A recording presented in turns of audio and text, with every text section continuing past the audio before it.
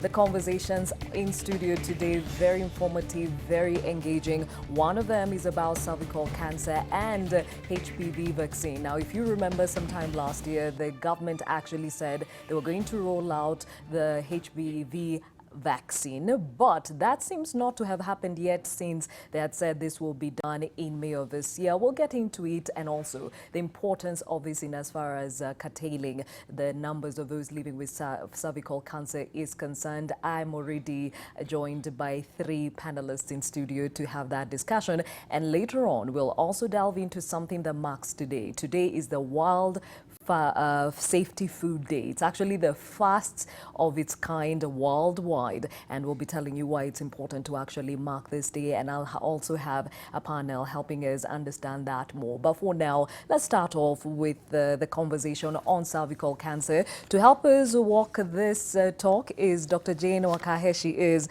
a gynecologist and obstetrician. She's a reproductive expert. You've been at this for a long time. Thank you for joining us.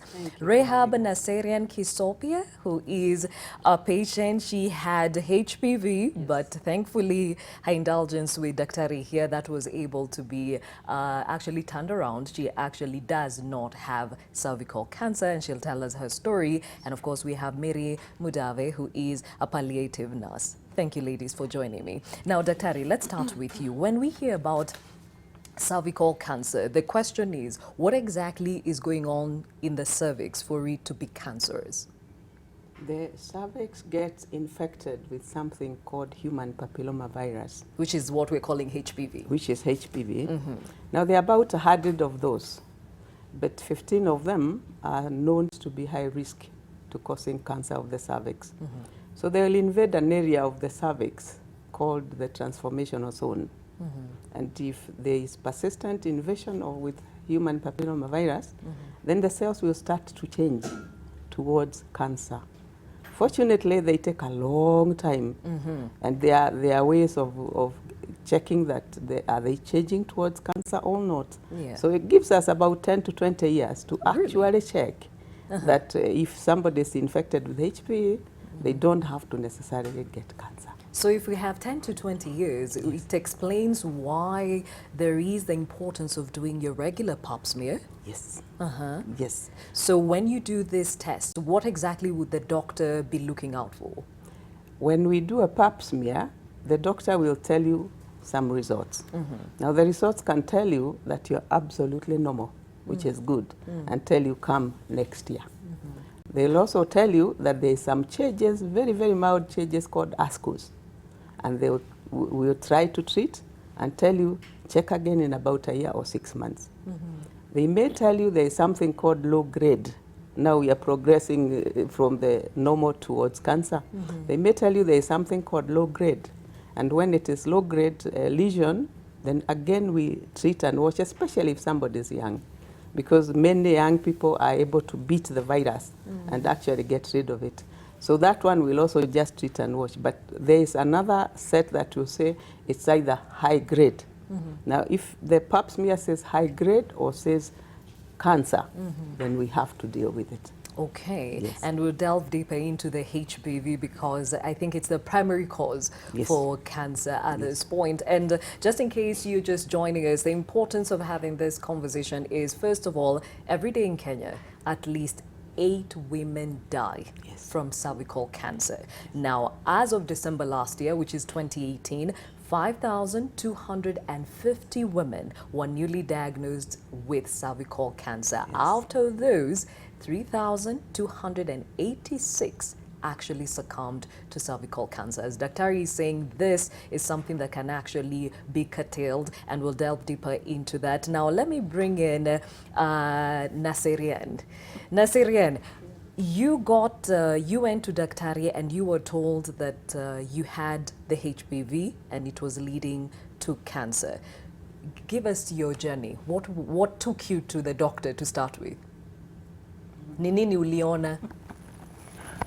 Ya kwanza nilianza kuwa na pimples, nikashindwa ni za nini. Nikaenda kwa daktari mwingine, lakini nikaambiwa niende kwa gynecologist. Mm-hmm. So bwanangu akaniambia gynecologist yule anajua ni Jane Wakahe. So akanipeleka huko. Nikapimwa. Ile kupimwa akaona kuna shida. So akaniambia basi dawa ni kufanya major operation. Na kweli niliandago hiyo operation na Mungu akawa Mungu. Kwa sasa hivi niko na miaka 21. Kutoka siku ile? Yeah. Oh wow. That's very encouraging. Yes. Umesema ulikuwa na pimples. Yeah. What other symptoms did you have? Because we have the possibility of vaginal discharge. Kuna wale wana bleed during intercourse. Hakukuwa na other symptoms? Okay. Hakukuwa naye. Lakini unajua mtu ambaye anapenda kujitengeneza, unaona tu ni nini unachange cream inakataa. So sasa hiyo ikanifanya nikasikia pana kwa sababu ilikuwa mbaya sana. Okay. Na kwa sasa hivi mimi naambia kina mama wasiogope. Ukiona kitu uliza swali. Uliza swali, nenda kwa daktari. Okay. Yeah. Now back to you, Daktari. Yes. She talks about just pimples within the reproductive area, Yes. but there are other symptoms that can tell you something is off. How is it that it ranges or is different from one person to another? Actually, the thing is that there is no symptoms that can tell you something is off. That's the problem with cancer cervix. That until it becomes cancer, there are no symptoms.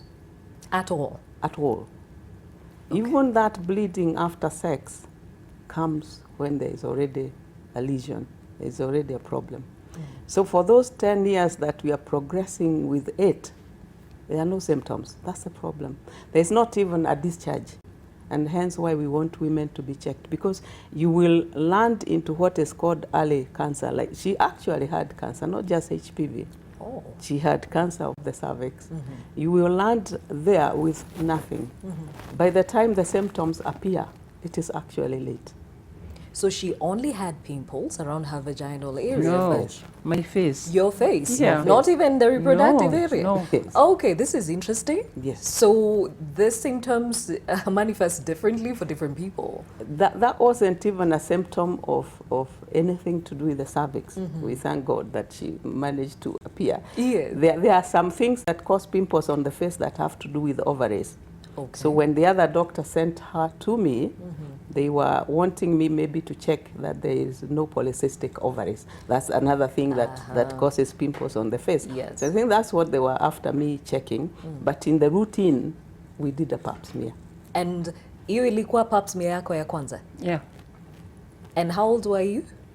38. 38, which speaks to how many women go for pap smears to start with, right? In fact, as of 2014, only 14% of women in this country had ever gone for pap smear. And we're talking including the elite.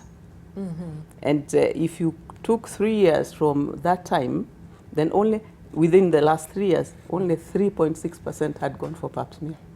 Including the elite. Including the elite.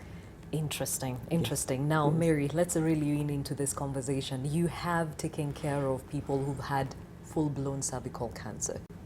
When you hear her story and seeing the people who now are leaving full-blown cervical cancer, what is the gap? What is this that people miss, or women generally miss, in as far as the symptoms are concerned? I think people may not really be having the understanding about what cervical cancer is all about. And as a Daktari says, the symptoms comes later on. But you know, if they could only be going for those pap smears yearly, it will help greatly. Remember, symptoms comes later on. But when it comes to full-blown cancer, it's really pathetic because of the pain, the foul smelling that comes, the discharge.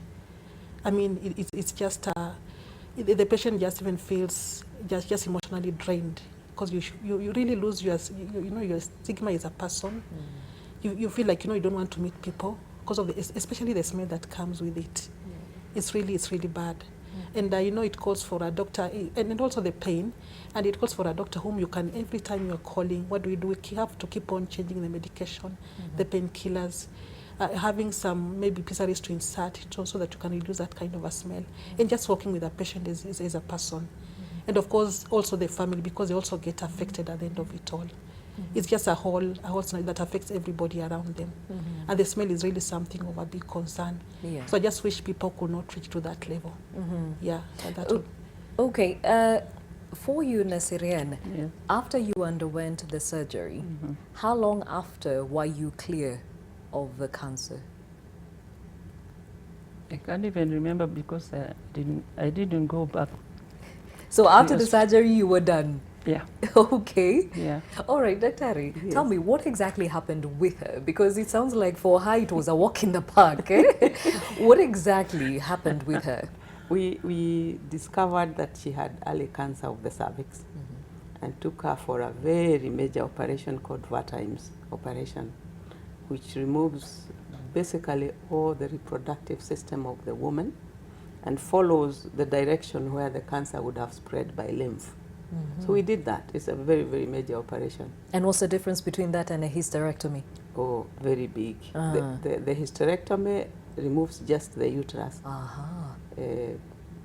plus or minus the cervix sometimes. Okay.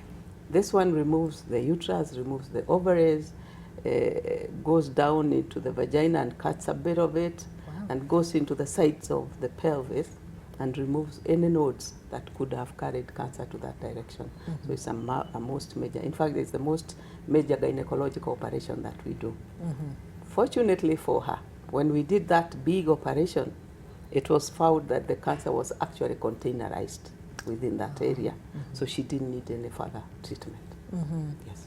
And Okay. she was free of cancer as soon as the operation was done. Okay, she is one in many that actually has that kind of a journey. You're blessed for sure, Nasirian. Now, Mary, even as you talk about the symptoms and what you have to live with when you have to live with full-blown cervical cancer, the smell that you talk about, the discharge you talk about, could easily be misdiagnosed for a yeast infection. Exactly. Yeah. And right now, just speaking to some doctors, they say if there's a time that they are having patients walk in because of yeast infections, is today more than ever before. So how now do you tell the difference? Now, you know, we work hand in hand with the doctor, who of course will have done several investigations. And by the time it reaches the full-blown, now these actually are pressure symptoms, which now are affecting all these systems. Because there's also, you know, you can also discharge some tissue. It's actually a big, like a growth of bacteria within that line of system. So basically that's how it is.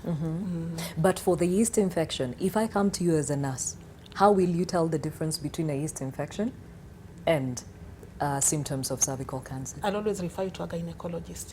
Yeah, that's how the doctor will be able to do more investigations and be able to tell the difference. Okay. Yeah. So for you as a nurse, you cannot look at it and say, okay, fine, this is a usual yeast infection, but you have to refer? We have to refer. We try to avoid, you know, buying drugs on the chemist. Yes, over the so counter. That, on the counter. So the best is to refer you to a gynecologist or any doctor to do more investigation and find out what is the cause of this, so that you are started on treatment immediately, the right treatment. Okay. Yeah. Nasirian, Yeah.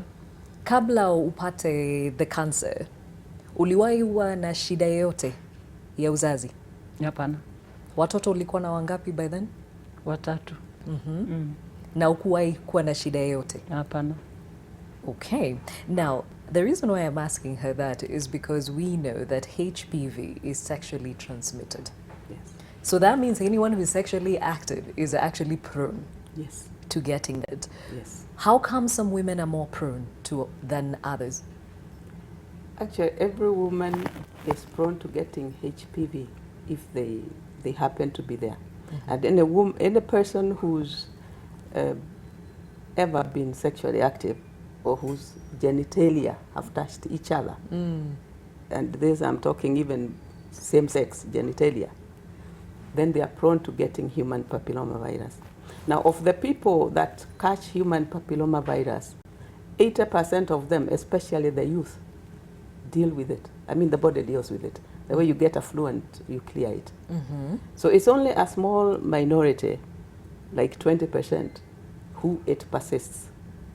But even in those 20%, it's only like 5% of them who will actually get the progression to cancer. So who are these people who are prone to getting that direction? The main one we know now is, of course, people with other STIs. Anybody with any other sexually transmitted infection would, and especially the immune compromised. We are talking here HIV positive people, whether or not they are on treatment. The fact that they have the HPV, the HIV, the HPV tends to be more aggressive towards them. So that's a team, in fact, we tell not just the yearly pap smear, but maybe every 6 months a pap smear. Yes. So apart from that, what else would make somebody prone? Older people, because as we grow older, our immunity gets not able to fight so well. So the young will usually beat it, but come age 35 there, and you get an infection with HPV, you're likely to have it permanently and to have it change towards cancer. Okay, so we're talking about age here, and I'm sure, Mary, you've dealt with patients with cervical cancer that are pretty young. Yeah. What's the youngest you've dealt with? The youngest was actually 42 years. 42. Yeah. So never younger than that. Never younger than that I've taken care of. Okay, and when they come to the point where they're living with a full-blown cancer, do you look back at the family history to start with to see if there was any of that? Maybe it would be telling why they would be prone to it. Yes, we do that, because a number of the cases that I've dealt with, there is some history of cancer in the family.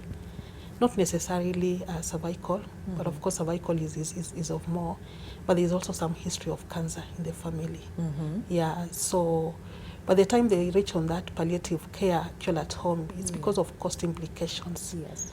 It's actually cost implications, and so you just must have know how to communicate and deal with this family, be able to work with them. It's a journey that affects the patient, that affects the family as a whole. Yeah. Okay. Nasirian, we're talking about the genetic predisposition. Kuna mtu kwa familia yako ama yenyu ambaye alikuwa na kansa ama ashawahi kuwa na kansa? Kuna ndugu yangu mmoja alikuwa na kansa ya damu. That's leukemia. Ya leukemia. Sasa hiyo iliweza kumshika na akafariki. Na hata pia kulikuwa na mtoto mdogo hivi majuzi tu, miaka kadhaa, naye pia alikuwa na hiyo leukemia bado. Yeah. Naye akaenda. Okay. Kama miezi 3 hivi iliyopita, kunaye msichana wa ndugu yangu pia alikuwa na kansa ya uterus. Na sasa hakuweza kujuzuru, akafariki. Okay. Now, Daktari, clearly from her story, you can see signs that her being predisposed was 100% compared to somebody who doesn't have cancer in their family. So if you do know that you have cancer, should you be more aware of and be more rigorous, I guess, in going for these tests to ensure that you're not a victim? All other cancers, yes. All other cancers are familial, are predisposed in families. Cancer cervix is not. Cancer cervix, 99.7% of all cancer cervixes is because somebody has been infected with human papillomavirus. So that is not a predisposition, the genetics in cancer cervix. But it is in things like cancer breast, cancer liver, cancer colon, leukemia, all those. So people should actually, not just cancer cervix, people should have a yearly screening of all kinds of cancer, especially when they reach age 35 and above, because then they start to enter the cancer age. But the good thing about cancer cervix is the one cancer that we know what causes it. It's the human papillomavirus. Unlike the others, which really nobody knows what causes them, they are predisposed in families. Okay, and I'm asking this because with her family history, you have said that those that fight it off like a flu, then there is that small percentage that just carries on into the cancerous cells. Now, from her history, it sounds like her body clearly was a bit predisposed to it, if you were to not put being it to that fight, way. yes, Yeah, yes, to correct, fight this.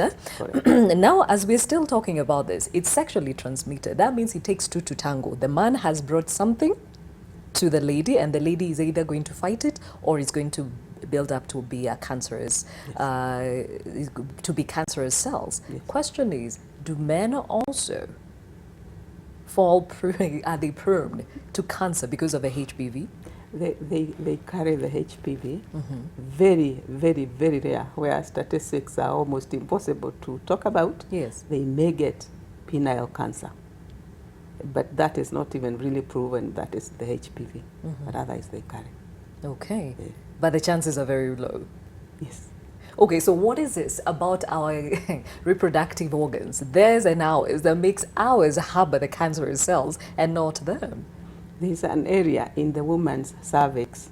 It's called a transformation zone. Yeah. There are two types of cells in the uterus. Some are, shall I say, above, and some are below. Now there's an area there called transformation zone that makes the cells above and the cells below. It decides which ones to get. Now that's a very sensitive area because cells are always growing. And actually that's where the HPV, when HPV hits there, that's when it causes it to get cancer, because the cells are really, really fast growing there.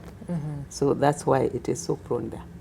Yes. Okay, now let's talk to the nurse, and she tells us, do you have any experience where the man has actually succumbed to this because of the HPV? No, we don't have. Mostly it's women. Mostly it's women. Okay, are there any girls in this? I know you said the youngest you've seen is 42. Do we have any young girls? I just heard of one, although I never met her to interview her, but I heard of one actually who was 30 years old. That was the one I heard about. The Yeah, youngest. the youngest one, yeah. Okay, and the reason why I'm bringing this up is because we're talking about the HPV vaccine. Now, as you know, the government had actually said they were going to roll out the vaccine. May was supposed to be the month we're going to see this, and any child or girl of age 10 and above was supposed to get this. Was it just 10 or 10 to 13? It's 10 to 13. 10 to 13. So why this age group? Why introduce the vaccine at that point in life? Because it is the time that they have not yet become sexually active. They have not yet been infected with HPV, so they can be vaccinated against it. Yes. And what happens to the rest of us that are grown? But we could be prone to this because, as you said, as long as you're sexually active, Yes. there is a possibility. Yes, yes. The vaccine can be given at any age. There is no age limit. That target by the government is to target girls who are not yet sexually active. But even people who are sexually active, one can check themselves, one can be checked whether they have HPV and get vaccinated. Now, before I leave that topic, let me say this. There are 15 high-risk HPV viruses that can cause cancer of the cervix. Of those, there are 2 which are very bad. Of the 15, there are 2 are type 16 and a type 18, which actually cause about, in this country, in Kenya, cause about 70% of our cervical cancers. 30% is caused by the other 13 HPVs. viruses. So the fact that one has had a vaccine does not mean that you're safe. One, the vaccine may not be 100%, and 2, there are still those other 13 that can cause the same. So yes, it's very, very good to have the vaccine. It will protect 70% of the time, because 70% of that, the cancer, is caused by those 2. But there is still others that will need to be screened. So please let people have the vaccine, but still do their annual checkup. Well, we're still talking about the vaccine. Desiree, after you've said you've not seen the doctor since the surgery, but have you gotten the vaccine just to make sure that nothing ever comes back or you have to deal with something? No, At all? hapana. I tell you, this is a woman of faith. All right, so Daktari, why wouldn't she take it? Because, I mean, at the end of the day, she still is prone to it. No, she's not prone to cancer cervix. Because there's nothing. The cervix is not Is in not her at all. at all. And it cannot came move to out. anywhere else. Well, no, because that would have been when the cervix was still there. It would have moved the way the cancer metastasizes to other organs. Now for her, it was found to be containerized within that area of the reproductive system. So it hadn't moved to her lungs, it hadn't moved to her liver. Yeah. But even if it had moved to her lungs or her liver, the vaccine would not help. Because this means she's already been infected with the vaccine and it's moved. There's nothing you can do once it's already moved. You protect with the vaccine before the infection actually happens. But once cancer is done, it means we have HPV. There's nothing we can do except remove the area that has cancer. Okay, Mary, as you take care of your patients, how sensitized are they that they are these options we're talking about, the HPV vaccine, the pap smears that should be on an annual basis or more depending on your needs? How sensitized are women on this? Actually, most women have heard about it, but kind of people don't want to imagine about the whole thing. What but the it is whole there. thing? Yeah, I mean about having cancer of the cervix. So you see, you're blocking it, but you don't want to have a lot of information about it. But most people are aware about it. At least it has been all over. I think this sounds like the African mentality. When you write a will, you're calling death to yourself. Exactly. So you'd rather not write it. Exactly, yeah. It's the same idea here. Yeah, and many times I tell people, you go for a pap smear, and it's like, I can't go for it, let it come for me. You know, it's like when you go there, you'll be diagnosed about it.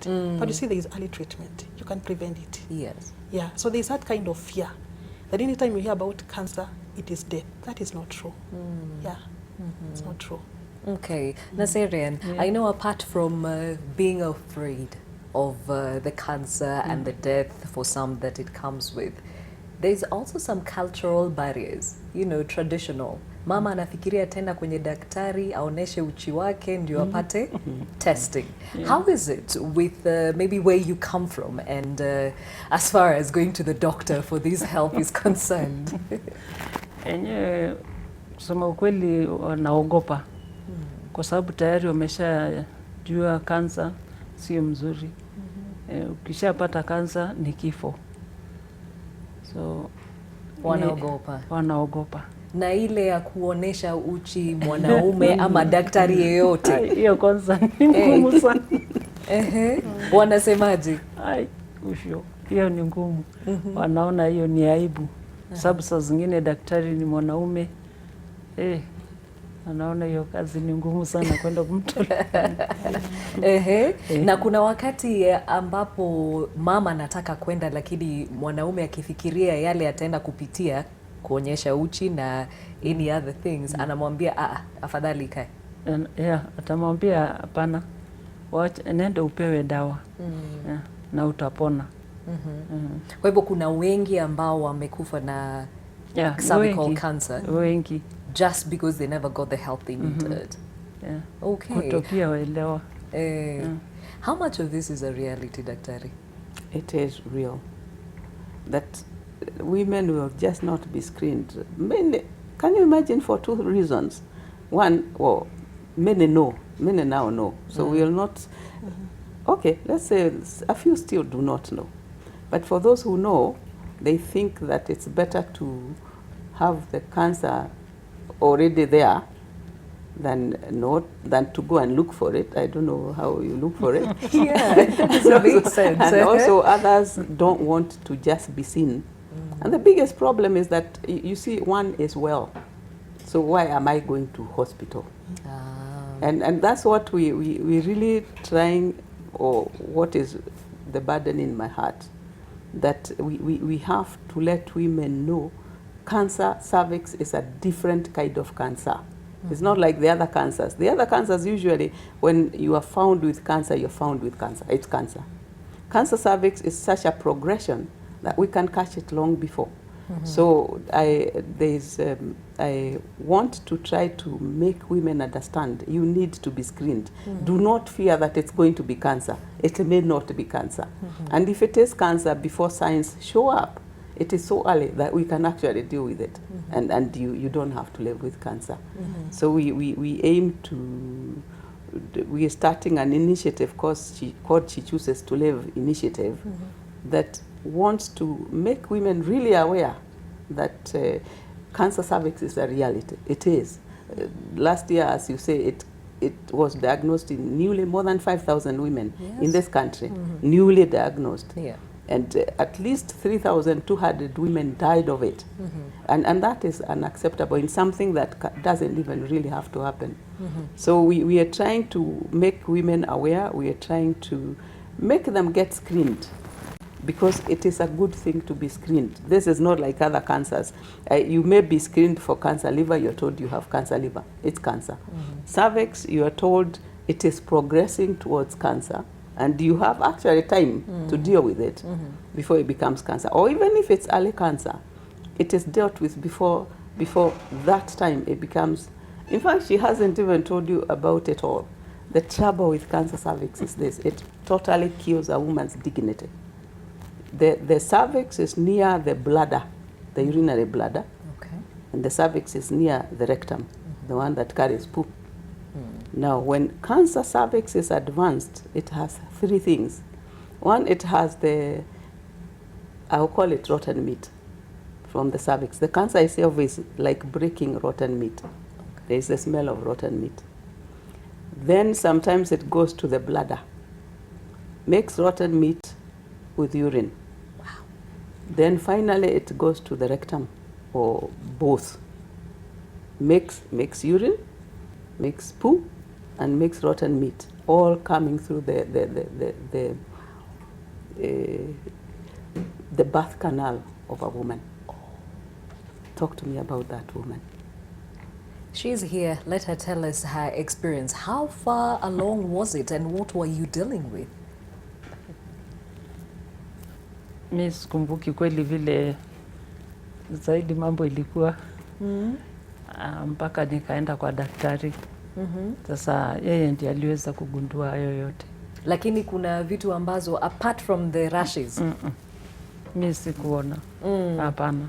Na huko unasumbuliwa na mwili. Hapana. Okay, so I guess for her it wasn't that. No, she had no signs. She had no signs No whatsoever. symptoms, no signs. We just did a routine pap smear. Okay. Yes. And we found that she had it. Okay, Yes. Mary, you're the one who walks with these patients, and she just painted a picture of what it is that they deal with. Just give us an indication of a day in the life of somebody who is living with cervical cancer. What are we dealing with? Actually, this reminds me of a patient we had last year with actually severe cervical cancer end stage. And as she says, the smell is quite something. You keep on spraying the house and you spray, and it doesn't go away. Spraying the house. Spraying the house, it doesn't go away. It goes almost quite far. And you know, it loses the dignity of a woman. The family, you know, when visitors come, it's like they can't take long. It is that bad. Okay. Yeah, it is bad. And when it is at the end stage, that means none of this, you evacuated some parts of her body to ensure that she did not have, or it did not have to spread elsewhere. When it's at the last stages, there's nothing you can do to help them along.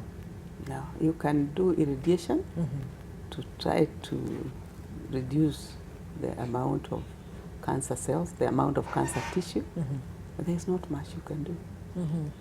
And when we say the last stages, we're talking about stage 4? Yes. We're talking about stage 4.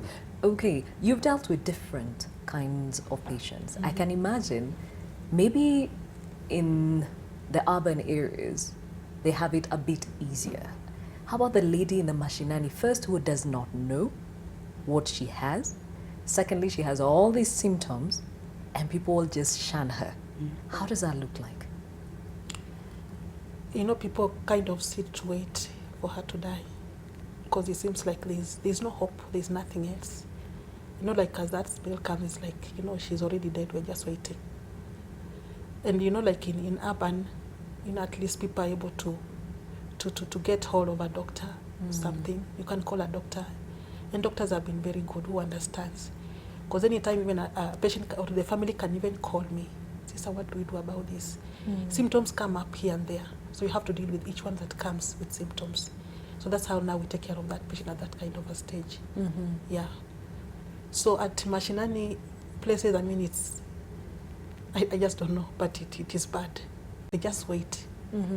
So kind of, even if people still go back to, they still go to work and they leave her alone or with somebody who can give her something to eat which she can eat. Otherwise, she's just left there to suffer. And the pain is usually the really thin, the smell, the discharge. I mean, emotionally, she's drained. She feels so stressed up, depressed. All those comes in. All those comes in. And also the anger comes in. It's like, nobody cares about me. Yeah. Because now it's like, now people have given up on you. But they have tried their best for sure. Some of them have tried their best. But now it's like, now let's just wait. And some have no idea what's going on. Exactly. Okay. Yeah. Nasirian, how much of the people in your community understand what cervical cancer is and they've been able to help or not help because they did not have the information? Kuna wamama ambao umeona wakiumia kwa sababu watu hawakuwa na any information kuhusu kile wana deal naye. Yeah, wameumia zaidi. Ni wengi. Kwa sababu wengine wanakuwa wagonjwa, unaona mtu anadhoofika, anapelekwa hospitali, haijulikani ni nini, unaona wengine wanaanza kugharamia, wanataka kupeleka mpaka India, lakini wanafariki. Yeah. Na wale ambao hawaelewi kabisa ni nini inamsumbua, so anaachwa tu pahali, kwa sababu tukiongea kuhusu hizo symptoms, si watu wengi wataweza kuwa na patience ya kumtunza. Unajua sasa kama hiyo yote inatokea, unawekwa kando kwa sababu sasa kama iko na hiyo shida ya harufu na nini, nani anataka kuwa karibu na wewe? Yeah. Naona ule ambaye atakuwa karibu na wewe atakupeleka hospitali, lakini wataona tu huyu ni wakwenda tu. Yeah. Na while we're speaking about it, let's talk about the myths. To each community their own myths. Sasa wakiona mama ambaye ako na uvundo, kuna vitu zinaendelea ambazo hawezi elewa, wanasema ni nini mbaya? Sasa wao wajui ni kama sasa kwa upande wetu wajui ni shida ni gani. Maana labda utapewa hizi madawa za kienyeji, manake hawajui shida ni gani. Yeah. Okay. Na kuna wale ambao wanasema you're cursed, ama ni laana. Sasa labda ni laana ya familia. Kuna kitu umefanya sasa ndio hiyo inakukula. Na kumbe sio hivyo. Ni kutoelewa. Okay, Daktari, the reason I'm bringing up this myths and all is because we know it's a great impediment, first of all, to not only go for the screening, but also to catch some of this, the cervical cancers early enough to treat them. So how much of this has it been an impediment to trying to achieve what you're trying to achieve? Oh, it's, shall I say, across the country, no women want to expose their nakedness for whatever reason, which is very sad, because I tell people it's another part of you like the face. It needs to be checked. Okay, you don't go showing it to everybody, but you need to be checked. So the biggest impediment actually is that people just don't want to be looked at. If you are sick, if somebody is sick, they'll go. But if you are not sick, which is when we need them, they'll not come. And the other thing is, the other biggest thing is they just don't want to be told they have cancer. Those are the two biggest ones. Other than that, there is the trouble getting to some hospitals. Now, the government does something in district hospitals and sub-county hospitals. There's some screenings that go on, but women will just not go. Yes. Yes. I think the biggest problem is fear of nakedness, and also fear of being told one has cancer. And maybe some people are just not aware. In the elite, they are aware. But, you can't explain why. Somebody who knows why they have never gone for a pap smear, right? Yes, difficult. Okay. Difficult. Now, Mary, apart from nakedness, being the fear of nakedness or death itself, there's also another impediment, the cost.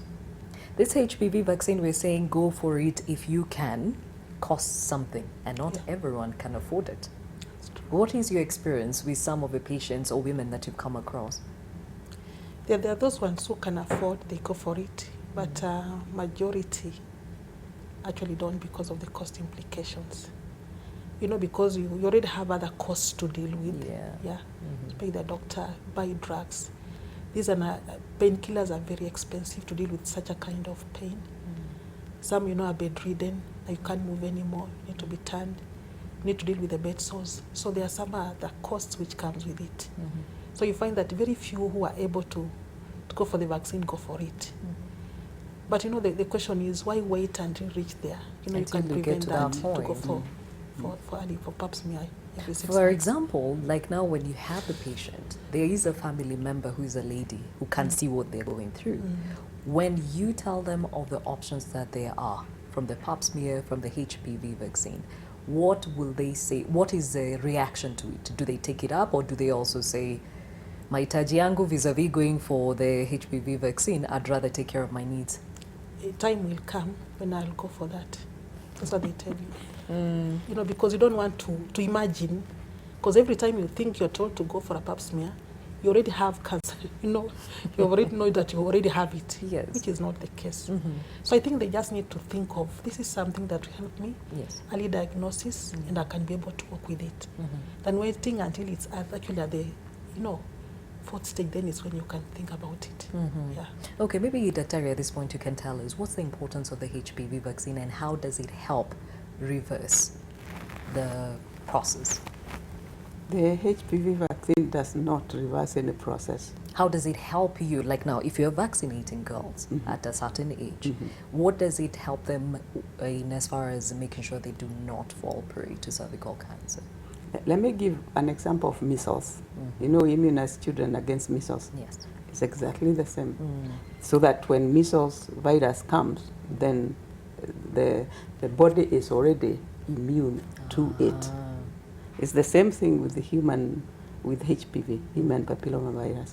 So we vaccine against the human papillomavirus. So if an infection happens, then the body already has antibodies to fight it off. Okay. So it doesn't reverse a HPV that has happened. It protects it from entering the system. But you said the vaccine does not make you immune to it. You still have to keep doing the tests. Yes, because the vaccine, even if it was 100%, it protects against one genotype called type 16 and a bit against another one called type 18, which are only 2. We have 15 high-risk ones. Okay.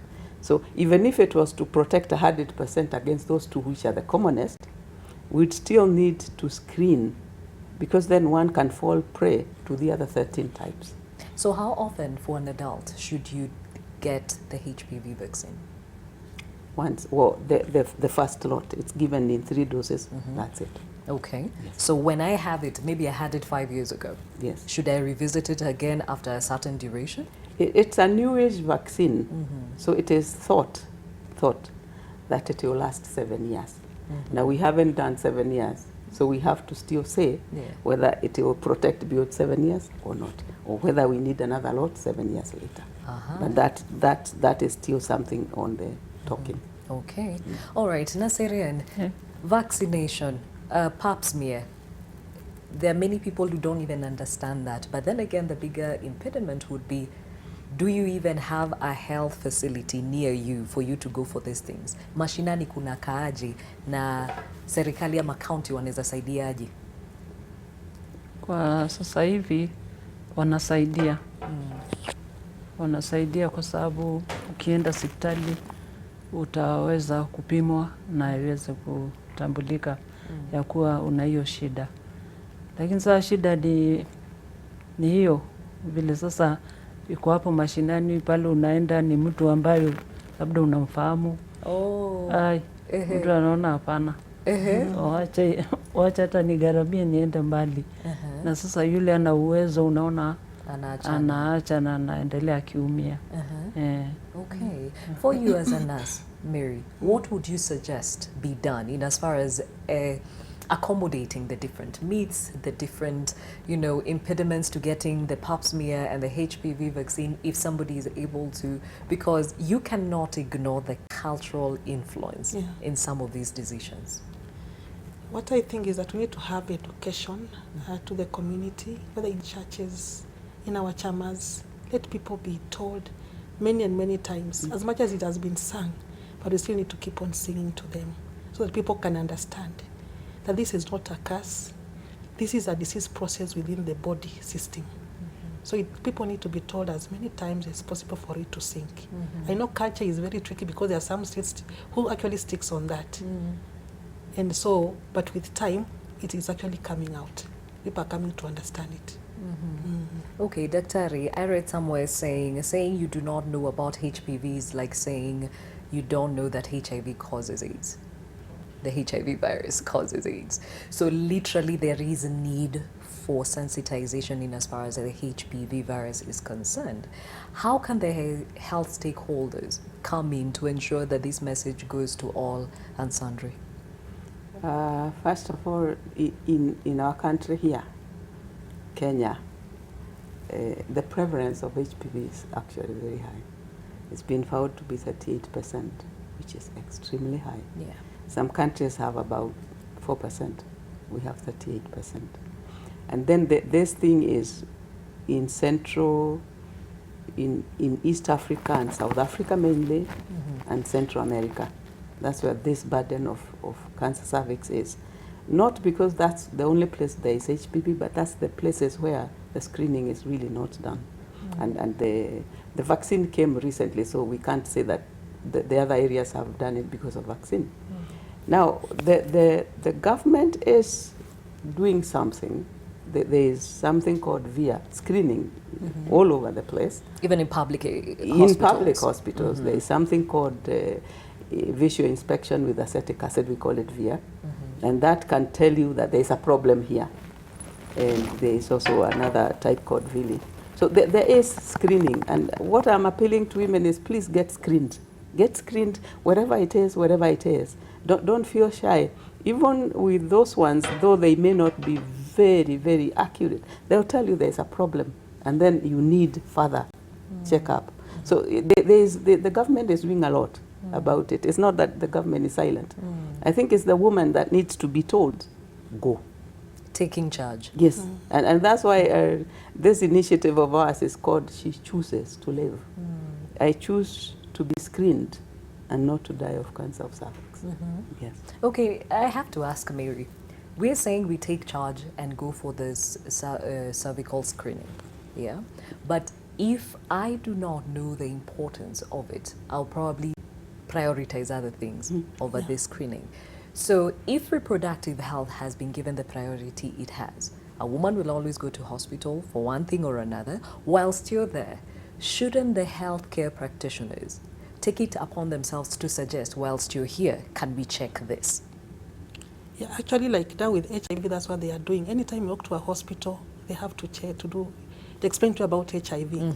So I think actually what will actually help is actually any woman who walks in a hospital, let them do the screening. Let it just be like a mandatory. Yeah. And you know, they just need to counsel and explain to them the importance of it. You know, the problem is people have a mentality which is already fixed in their mind. Yeah. But you know, as they keep on being talked to them, counseling them, people will be able to understand. And you see, after you get those results and they are negative, you come out, you're happy about it. But anyway, even if it comes out positive, still something can be done. Something can be done early enough. Yeah. You know, I find this very interesting because women are said to live longer because they're the ones, when they cough, they run to hospital. Men will probably sit back until they're crawling on their knees. But there's this one thing that we seem, or it seems to be holding us back. Nasirian, in as far as mashinani, ungetaka watu wafanye nini ndio angalau wasaidie wamama, kwa sababu kuna wale hawataenda wenyewe. Ile ukiingia hospitali mtu anakuambia unaweza ingia hapa jamini tuangalie hii na hii. Itasaidia? Yeah, kwanza ni mtu kama mimi ambaye nimepitia hayo. Naweza kutana na mama nimuone hali yake. Namwambia vile utafanya, nenda hospitali ukaangaliwe, kwa sababu saa zingine ugonjwa huwezi jua ni ugonjwa gani uko naye. Ukishapimwa itajulikana na utaweza kusaidika. So inafaa tuweze kuelimisha, waweze kuelezwa kama ni makanisani wasiogope. Yeah. Hata vile tunakuwa na ima chama ya kina mama, tujaribu kuelezana, kufundishana, na wale ambaye tayari wako naye tunawape moyo ya kuwa si mwisho wa maneno. Bado kuna uhai na mambo mazuri baadaye. Very well said. Okay, now Daktari, as we wrap up this conversation, somebody is asking, how is it that we're hearing of more cervical cancer cases now? Is there anything in our lifestyle or lifestyle changes that have contributed to the numbers increasing? Now, HPV, which causes cervical cancer, is sexually transmitted. This follows that the more sexual partners somebody has, the more the chances they are going to get HPV infection and get cancer. Now, that's not even enough. The more partners their partner has, Mpango wa kando. the more chances they will get HPV and transmit it to the woman. Now, I would like to say here that condom does not, I repeat, does not protect against human papillomavirus. Wait. Yes. So wait, it can protect you from a HIV virus, Yes. but it cannot protect, It can protect you from HIV, it can protect you from gonorrhea, because those are ejaculate material. HPV is all over the genital area, including towards the rectum, all over the genital rectal area, on the skin. So condom does not protect. So the fact that somebody is having a mpango or kado with a condom, it doesn't protect against that. So yes, that's I think maybe it's the immorality of the country that has made us, I will not call it immorality, because really one doesn't know that they have HPV. Even the woman doesn't know until something goes wrong. Yeah. So I would only speculate that that's what has made it, and also the awareness that we are talking more cancer cervix now. We are talking more openly about it. But yes, that's the sexual activities is part of what causes so much of it. Okay. All right. Now, Mary, with your palliative experience, I'm sure you have seen many different scenarios in as far as cervical cancer is concerned. What would be a clarion call to women going forward and just society at large? Let's move forward and go for checkups. Very important. Let's not have that mentality of, I already have the cancer. No. And for those ones who already have, let's be supportive to the family. Let's be supportive to the patient. Very important. Yeah. Okay. Naserian, Yeah. you were diagnosed many years later, you're still here with us, so clearly it's not a death sentence. Ungetaka kuambia wamama vipi? Mimi naambia kina mama waende hospitali, wasiogope. Si kwamba ati ukienda hospitali uko na kansa, bali weenda tu upimwe hiyo pap smear. Kama kuna shida yoyote itajulikana, kama hakuna basi uko sawa. Yeah. Okay. And Daktari, we can find these services in public hospitals as you can in private hospitals. Yes. Okay. How affordable are they? They are affordable. In public hospitals, they're free. Okay. In private hospitals, a pap smear screening will take about 2,000. What is 2,000 in a year? Yeah. It's a good investment. Yeah. Okay. Yeah. All right. May I say something finally? Okay. that I know I have said this is sexually transmitted, and this will augur not nicely in families, which is not the case. I've said that this human papillomavirus can live in somebody for 10 to 20 years before it manifests. So this is not to say that now you have mpago because I have HPV today. I could have gotten it 20 years ago before, and it's showing up now. Yeah. So it's not a reflection of what is going on in marriages now. It could be, but it's not necessarily a reflection. It is a reflection that at some point in the past 20 years, somebody did get HPV.